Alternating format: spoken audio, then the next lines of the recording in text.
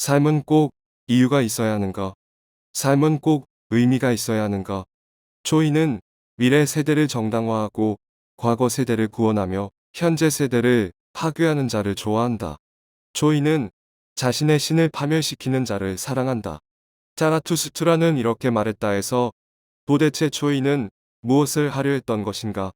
초이는 무엇을 파괴하고 무엇을 새롭게 생성했는가? 초인이 사형 선고를 내리고 망치로 내려쳐 파괴한 리스트는 다음과 같다. 초인은 우선 신의 죽음을 선포하고 공고히 했다. 이것은 초인만의 역할이 아니었다. 니체의 초인 외에도 다른 많은 철학과 과학과 담론들이 신의 죽음을 다양한 방식으로 선포하고 공고히 했다. 이는 적어도 지식을 인정하고 인간과 이성을 인정하고 계몽을 승인하는 모든 사람들에게 지지되었고 사회적으로 실천되었다. 그러나 신의 죽음으로 신이 죽은 것은 아니었다. 예수가 부활했듯 신은 다시 부활하고 있었다. 사람의 아들이라고 여겨졌던 헤겔과 칸트 등의 관념론은 절대정신, 절대이성이라는 새로운 이름으로 신을 부활시켰다. 이것은 신의 부활이었고 신의 영속이었다. 초이는 신의 죽음과 함께 아래에 설명되는 새로운 신에 대한 파괴를 실천했다.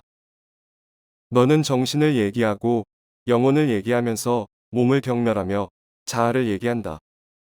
오랜 서유럽적 전통, 완벽한 이데아와 이것에 찌그러진 그림자인 현실의 이원론, 이성과 정신의 주체성과 육체와 몸의 노이성의 이원론, 이데아와 이성과 정신은 합법칙성과 고귀한 운명을 대변하며 현실과 몸과 육체는 우연과 기형과 혼란스러움을 대변하는 이원론. 하지만 결국 이데아와 이성과 정신으로 모든 것이 수렴되어 동일해지고 통일되는 동일성의 세계. 니체는 신과 함께 또 다시 부활한 위의 새로운 신을 파괴했다. 이원론과 합법칙성과 고귀한 운명론, 그리고 통일되는 동일성을 파괴한다. 육체는 영혼이다. 육체는 큰 이성이고 정신은 육체에 기생하는 작은 이성이다. 형제여, 내가 정신이라고 부르는 작은 이성조차도 사실 몸에, 육체에 붙어있는 몸의 작업도구다. 또한 정신은 몸이라는 큰 이성의 놀이기구다. 너는 정신을 얘기하고 영혼을 얘기하면서 몸을 경멸하며 자아를 얘기한다. 그러나 넌 모르겠지만 내가 자랑스러워하는 자아보다 더 큰 것이 너의 몸이다. 그리고 그 몸이 큰 이성이다. 그래서 큰 이성인 몸은 작은 이성인 정신과 영혼처럼 자아를 말하는 것이 아니고 자아를 행동한다. 결국 정신과 영혼이 말하는 자아란 없다. 몸의 행동일 뿐이다. 초인이 파괴한 과거와 현재가 무엇인지 알았으니 이제 그 빈자리에 어떤 세계가 들어서는지 알아야 한다. 바로 그 세계가 힘의 의지로 가득 차 있는 세계다. 합법칙성과 운명이 모두 무너졌으니 이제 인간은 무엇을 예측하고 무엇을 예견하며 예상되지 않는 불길한 우발성들을 어떻게 받아들일 수 있겠는가? 이를 수행해야 할 몸의 지배자인 이성을 어떻게 이용할 수 있단 말인가? 사람들이 불평한다. 원래는 예외와 혼란과 기형이 이데아 혹은 절대 정신으로 모두 수렴되고 통일되고 종합되었는데 이제 그 예외들과 혼란을 어떻게 인식하고 관리할 수 있단 말인가? 사람들이 불평한다. 이제 니체에게 초인에게 새로운 세계는 법칙이 없고 문명도 없고 동일하지도 않고 통일성도 없으며 따라서 천국으로의 구원이나 절대 정신으로의 완성이나 절대 이성의 구현 등 세계와 인간 삶의 목적과 가치와 의미가 모두 사라진 세계이기 때문이다. 그렇다면 도대체 이 세계엔 무엇이 있는 것인가? 바로 힘의 의지가 가득 차 있다. 그렇다면 도대체 힘의 의지란 무엇인가? 힘의 의지 개념은 니체 개인적으로도 많은 자연과학 서적들을 진지하게 읽는 과정에 결부되어 있다. 니체 철학의 단순한 존재론이 아니다. 니체의 세계에 대한 관점이다.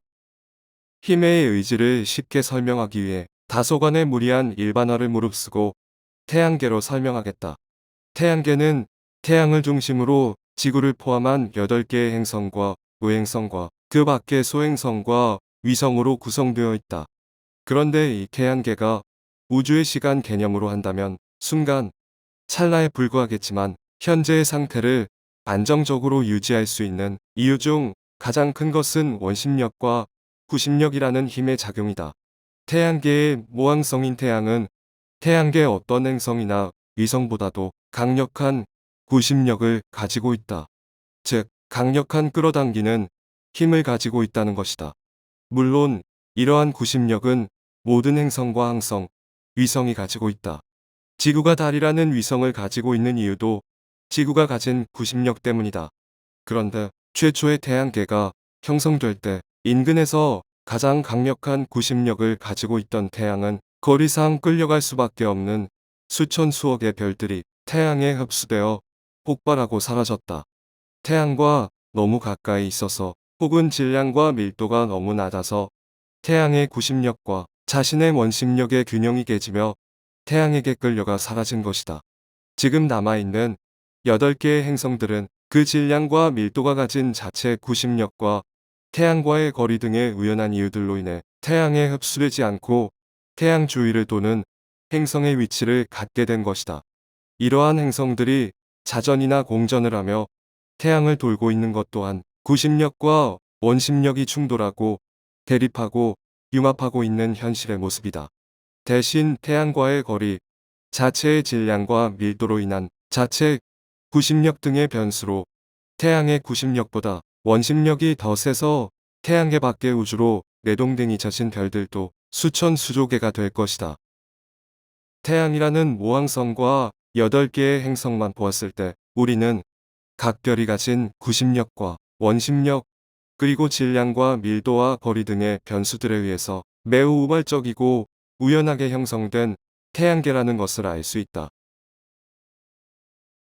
태양은 태양계를 만들기로 정해진 운명이었고 8개 행성은 태양의 행성으로 주위를 빙빙 돌 법칙성을 가지고 있었고 언제부터 언제까지 유지되기로 정해져 있던 것이 아니다.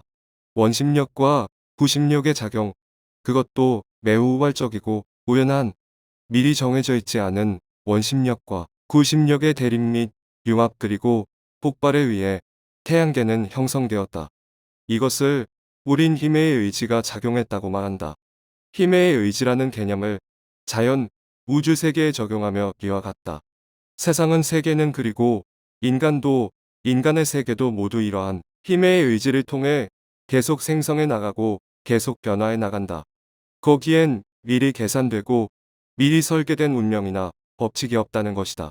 그저 현실적인 힘들의 충돌과 결합과 폭발의 영속적인 결과인 것이다. 이러한 힘의 의지는 인간과 인간 세계에도 적용된다. 모든 것은 왔다가 가고 죽었다가 다시 피어난다. 존재의 수레바퀴는 영원히 돌고 꽃이 피었다가 지는 것처럼 이 세계의 모든 존재의 수레바퀴는 소멸했다가 다시 핀다. 이러한 생성과 소멸의 변화가 영원히 계속된다. 마치 붓다. 석가모니의 말 같지만 이것은 정확히 니체의 짜라투스트라 3장의 글이다. 이 글만큼 힘의 의지가 무엇인지 쉽게 표현한 것도 드물다. 세계는 합법칙성이나 운명, 통일성이 본질이 아니다. 그것은 허상이다. 세계는 생성과 소멸의 영원한 변화가 본 모습이다. 불교에서는 이것을 재행무상이라고 한다. 불교 3대 교리 중 하나이다. 즉, 세상의 모든 것들은 변화한다. 제 모습으로 멈춰 있는 것은 없다는 의미이다.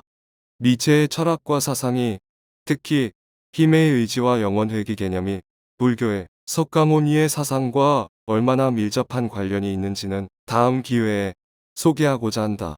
중요한 것은 태양계의 형성과 유지를 통해 느낄 수 있는 힘의 의지가 세계와 인간의 영원한 생성과 소멸을 통한 변화의 배후라는 것이다. 모든 존재하는 것은 예외 없이 소멸하는 것처럼 또한 모든 소멸한 것은 또 다른 형태로 생성된다. 바로 이것이 힘의 의지이며 힘의 의지의 현실적인 모습이다. 니체 사후에 발견된 유고집에서도 니체는 힘의 의지를 말한다. 가장 큰 힘의 의지는 바로 생성 변화하는 힘이다. 존재되어가는 힘이다. 변화한다는 것만이 운명적인 힘이다. 존재하는 모든 것은 선과 악을 뛰어넘은 저편에서 끊임없이 자기 파괴와 생성을 해나간다. 바로 이것이 힘의 의지 외에 다른 것이 아니다.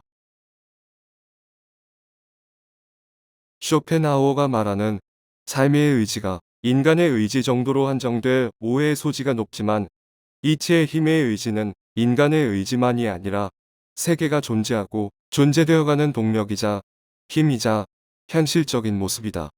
법칙과 운명이 주는 안정감을 거절하고 신이나 절대정신이 주는 삶의 의미와 가치와 목적을 거부하며 목적 없는 생성과 소멸의 변화라는 도도한 힘을 자각하고 천국이나 다음 생에 대한 두려움 없이 자신의 운명을 자신의 뜻으로 개척하고 사랑하는 것. 바로 이것이 힘의 의지다. 비로소 인간은 완전히 자유로워진다. 천국과 다음 생, 구원될지, 구원되지 못할지에 대한 두려움 없이 선과 악의 경계를 넘어 고귀한 목적과 의미와 가치라는 허위를 넘어 자기 자신이 되어가는 것. 생성과 소멸의 말을 타고 자신의 길을 만들어가는 것. 오직 한 번뿐인 그 삶을 사랑하는 것. 신 없이 스스로 존재해 가는 것. 스스로가 의미와 가치가 되는 것. 바로 그것이 힘의 의지다. 너는 너 자신이 되어라. 힘의 의지를 믿고 그 변화와 생성의 영원한 수레바퀴를 믿고 자신이 되어가라. 그 변화와 생성의 순간순간을 만끽하라. 그것이 유일한 도덕이고 유일한 윤리이다. 걱정 말라. 세계엔 내가 복종하고 따라야 하는 신도, 주인도, 법칙도, 분명도, 의미도, 목적도 없다. 그러니 두려움 없이 자유롭게 너를 믿고 너가 되어라. 변화와 생성의 힘의 의지를 믿고 너 자신이 되어라.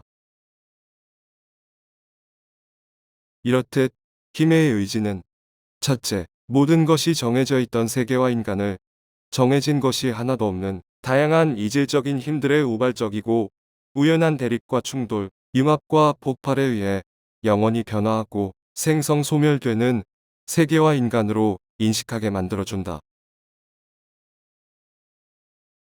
둘째, 이를 통해 신이나 절대 정신 혹은 타자가 주인공이 아닌 바로 내가 주인공인 세계를 만들어준다. 셋째, 신이 부여한 절대 정신이 부여한 선과 악이 부여한 타자가 부여한 삶의 의미나 가치는 없다. 모든 것이 텅 비어 있다. 오직 나만이 그 의미와 가치를 내 마음대로 채우게 해준다. 첫 번째 시간인 초인편에 이어서 짜라투스트라, 두 번째 시간인 초인과 힘의 의지를 안내해드렸습니다. 다음 시간에는 마지막으로 영원의기에 대한 안내를 해드리겠습니다. 감사합니다.